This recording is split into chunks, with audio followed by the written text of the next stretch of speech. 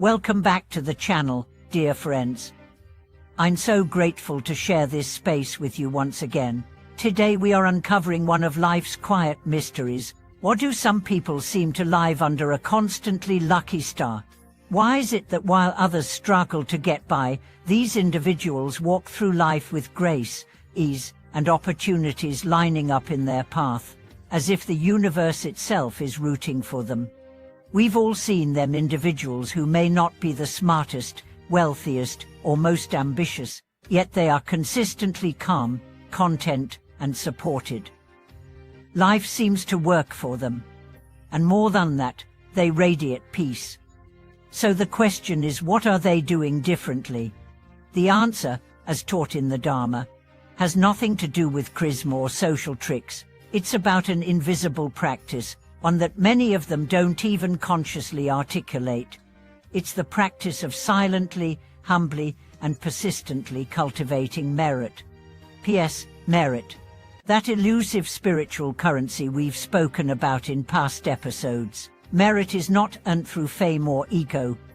It's not about grand acts of charity. It's often built in the simplest, smallest, most unglamorous actions offered with a heart of sincerity.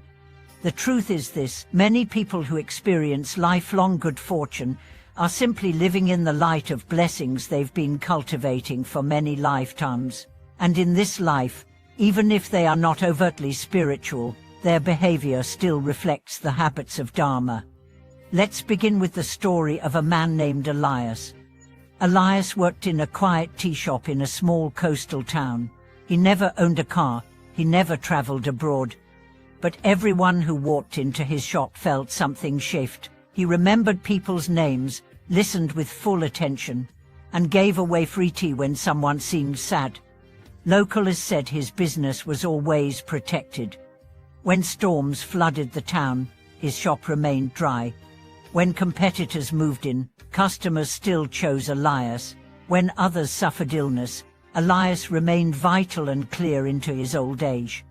He never talked about spirituality, but his life was a sermon, because his every action, every gesture, every word was rooted in kindness. This is the unseen cause of visible blessings. When someone speaks gently, serves without being asked, forgives without being begged, they begin to walk with the current of the universe rather than against it. And when you walk with that current, life begins to respond with synchronicity, support, and grace. Let's talk about the concept of pinna resonance. Buddhist masters teach that the universe is not random, it is relational. It is a field of interconnected frequencies, and merit is a frequency, one that resonates with peace, clarity, and abundance. When you accumulate merit, your internal frequency changes. You become a magnet for harmonious conditions. Not because the universe is rewarding you like a parent giving candy to a child, but because your energy invites balance. So what are the signs that someone has been quietly accumulating merit? They are calm during crisis. They attract honest people. Their needs are met without frantic chasing. They often help others without being drained. They seem to always be in the right place at the right time.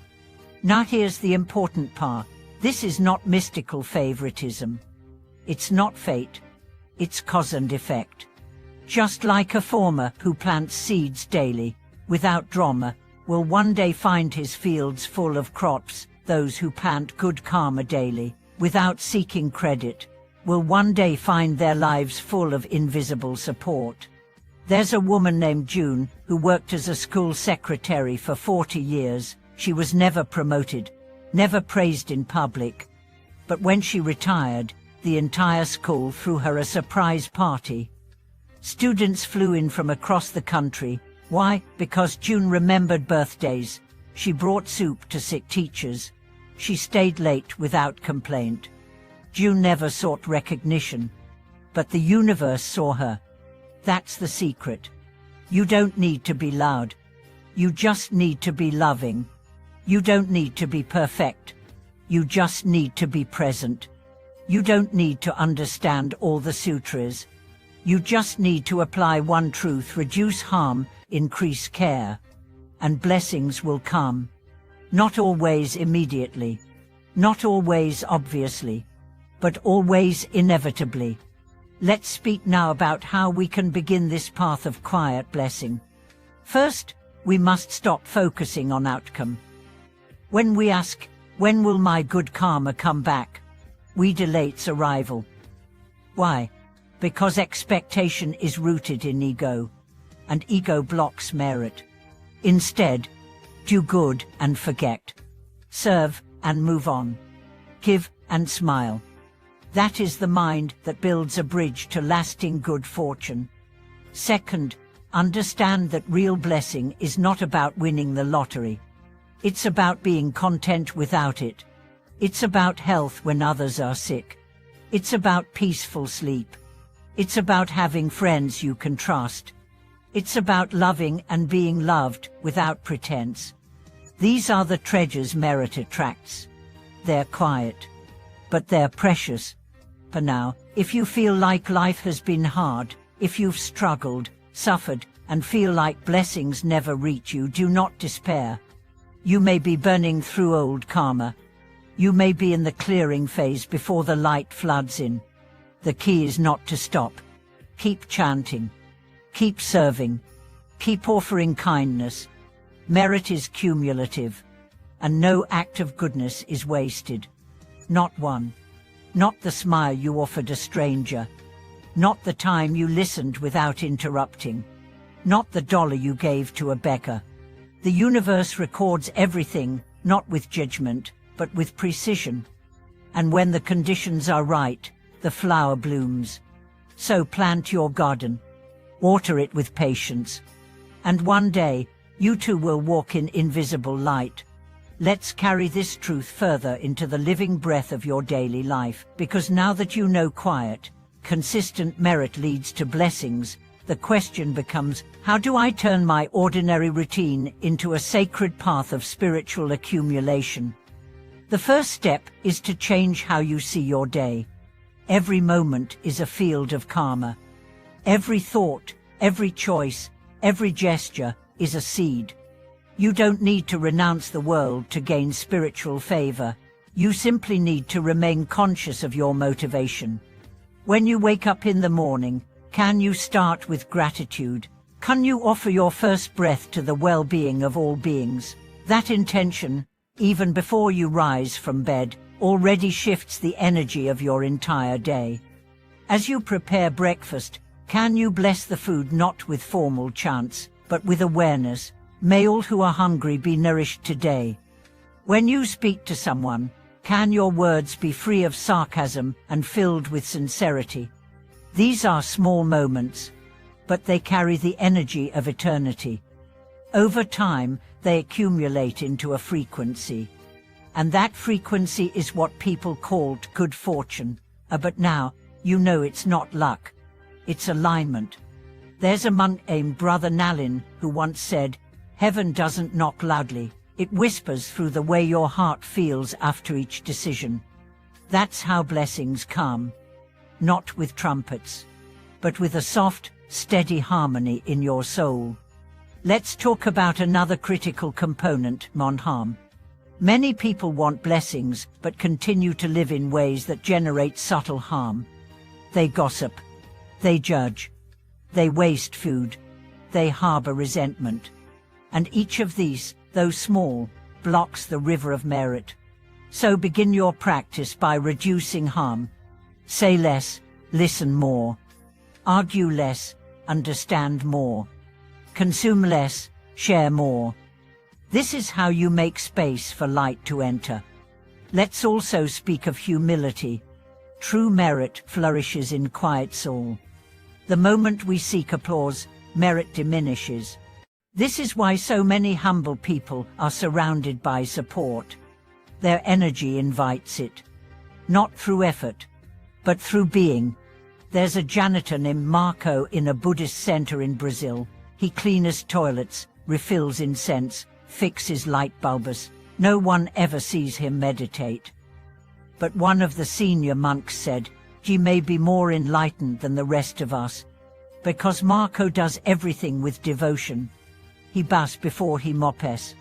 He chants while fixing broken tiles. He blesses the floor as he sweeps. That's the practice. Turning every act into an offering. Not to a god, but to the moment. And the moment becomes a temple. Let's remember this. Merit does not mean life will be without sorrow. Even the most blessed face loss. But merit cushions the fall. It gives you resilience. It surrounds you with support. It helps you find meaning in the pain. And that, ultimately, is the greatest blessing. To not be destroyed by suffering, but refined by it, and transformed. If you're feeling far from blessings today, here's what I want you to remember. You're one thought away from turning it around. One act of kindness away from changing the momentum. One sincere chant away from planting a new seed. You don't need a plan. You need presence. You don't need perfection. You need willingness. So begin again. Now, right where you are. Say something kind. Help someone without being asked. Forgive a debt. Let go of a grudge. Bow to your reflection. Or simply say, may all beings be free. That one prayer carries the power to move mountains of karma. And once it becomes your habit, your entire life becomes a path. And blessings will not just find you, they will grow in you. Thank you for watching this video. If this message awakened something in you, if you felt a quiet yes rising in your heart, please like this video, subscribe to our channel, and turn on notifications. And in the comments, share your experience. How do you cultivate blessings? What quiet practices have changed your life? Your voice could be the light someone else needs to begin their own path. Until next time, live quietly, give constantly, and trust the invisible beauty of your good heart. You are already walking in blessings, and soon they will blossom all around you.